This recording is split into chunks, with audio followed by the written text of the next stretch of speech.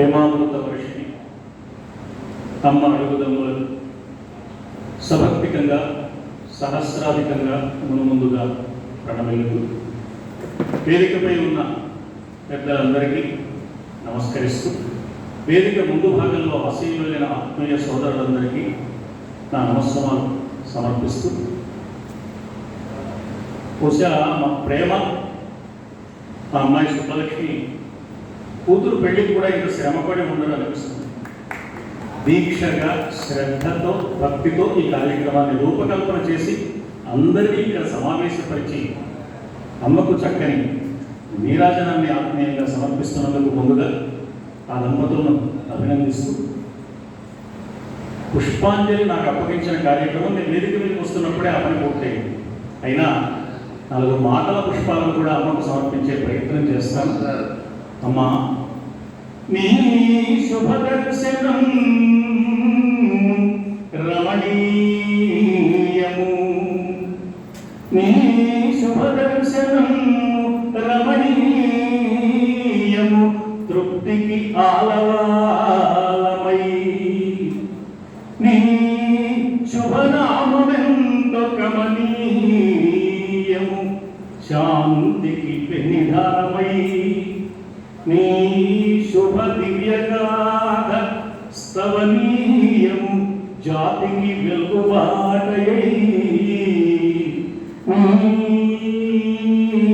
శుభ పాద సన్నిధియే, శుభ పాద సన్నిధియే, నిస్తుల సంపద లోకపావని. అమ్మా, నిన్నొక కోరిక కోరాలనుకుంటున్నానమ్మా. అదేంటంటే, నీదకు సచ్చరిత్రమును, నీదకు సచ్చరిత్రమును నిత్యము చింతన సేయునట్లుగా,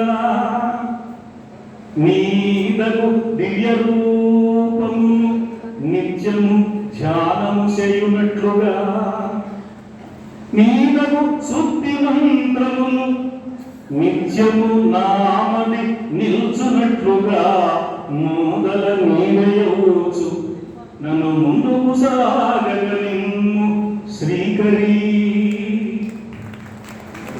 ఎందుకు ఇలా ప్రార్థిస్తున్నానంటే, అమ్మ పదములందే, అమ్మ పదములందే పరమార్థము జీవన మార్గమై సుధల్చిమ్మును, సత్యశోధనకు చింతనకు రహదారులేర్పడు. అమ్మ పదములందే పరమార్థము జీవన మార్గమై సుధల్చిమ్మును, సత్యశోధనకు చింతనకు రహదారులేర్పడు. క్రమ్మిన చీకటులు తొలగి కాంతి వెలార్చును గుండెలిండుగా, అమ్మను నమ్ముకొన్న అభయమును జయమును నిశ్చయమును. మార్చి 28వ తేదీ నుంచి 5 రోజుల పాటు జిల్లెళ్ళమూడిలో అమ్మ శత జయంతి జరగబోతున్న సందర్భంగా శత జయంతి సందేశ సభ ఇక్కడ ఏర్పాటు చేసుకున్నారు. ఎవరు పుట్టినా కొన్నేళ్లకు 100 ఏళ్ళు వస్తాయి. అమ్మకు 100 ఏళ్ళు వచ్చాయని శత జయంతి చేసుకుంటున్నాం. అమ్మ అనే వ్యక్తికి శత జయంతి అయింది కాదే. వేద దృష్టిని మాన్పి, వేద దృష్టిని మాన్పి, వేద దృష్టిను సంగు సమదర్శనమునకు శత జయంతి. మెటడోర్ వ్యాన్లో కోనసీమ నుంచి వేద పండితులు జిల్లేలమూడి వచ్చారు. వారందరినీ కూర్చోబెట్టి అమ్మ వేద గానము ఆస్వాదించింది. అనంతరం వారందరికీ మంచి మంచి శాలువలు అందించి సత్కరించింది ఆత్మీయంగా. మరి వారిని తీసుకువచ్చిన రథ సారథి కూడా ఉన్నాడు డ్రైవర్. అక్కడ ఉన్న వాళ్ళని అడిగింది, అతనికి ఇవ్వడానికి సరిపోయే దుస్తులు ఏమైనా సిద్ధంగా ఉన్నాయా అని. ఏ కారణం చేతనో ఆ సమయంలో అవి లేవు. వేద పండితులకు ఏ శాలువ కప్పిందో అటువంటి శాలువే ఆ డ్రైవర్ కూడా అమ్మ కప్పింది. అతను సిగ్గుతో కుంచుకుపోయాడు. ఎవరో వేద పండితులు కప్పేది, నేను మామూలు డ్రైవర్ని బట్టి నడుపుకునేవాడిని, నాకేమిటే. వేద పండితుల్లో కొందరు, అందరూ కాదు కానీ కొందరు, మేము వేద పండితులం, అతడేమో బండి నడుపుకునే డ్రైవరు మేము సమానమైన అన్నట్టు కొంచెం బాధపడుతూ చూశాను.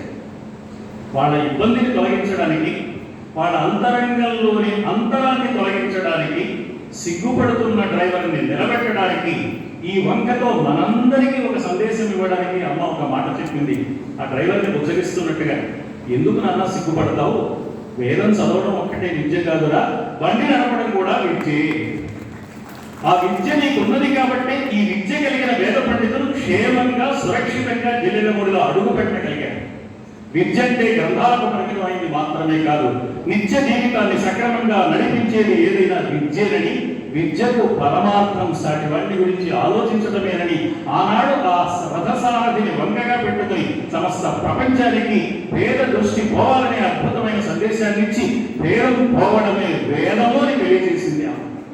అందుకని నాకు అనిపిస్తున్నది, వేద దృష్టిని మాంపి, వేద దృష్టిని మాంపి, వేద దృష్టిను సంగు సమదర్శనమునకు శత జయంతి, విశ్వ సౌభ్రాత్రం వెన్నతో పెట్టిన సాత్వికత్వమునకు శత జయంతి, అందరి ఇళ్లను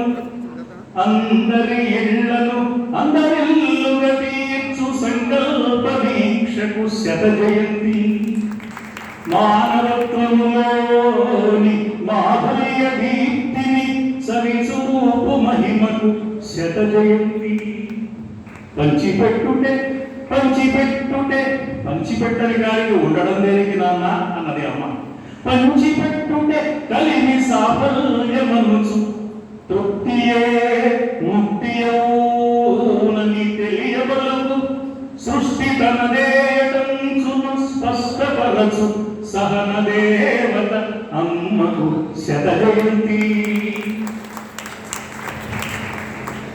ధరణి అవ్యాజమకు ప్రేమ వరము కాగా, ధరణి అవ్యాజమకు ప్రేమ వరము కాగా, అమృతమయమైన ఆశీస్సులందుకొనుడు మురిసి జిల్లెలమూడిలో పరిణమిల్లు తల్లి శత జయంతికి మీరు తల్లి శత జయంతికి మీరు తరలిరండు. సెలవు.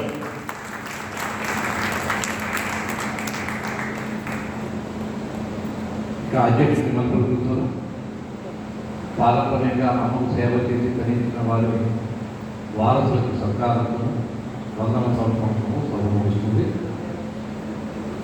ఈ సన్మాన కార్యక్రమానికి రంగాన్ని సిద్ధం చేయవలసిన కార్యకర్తలు కోరుతున్నాం.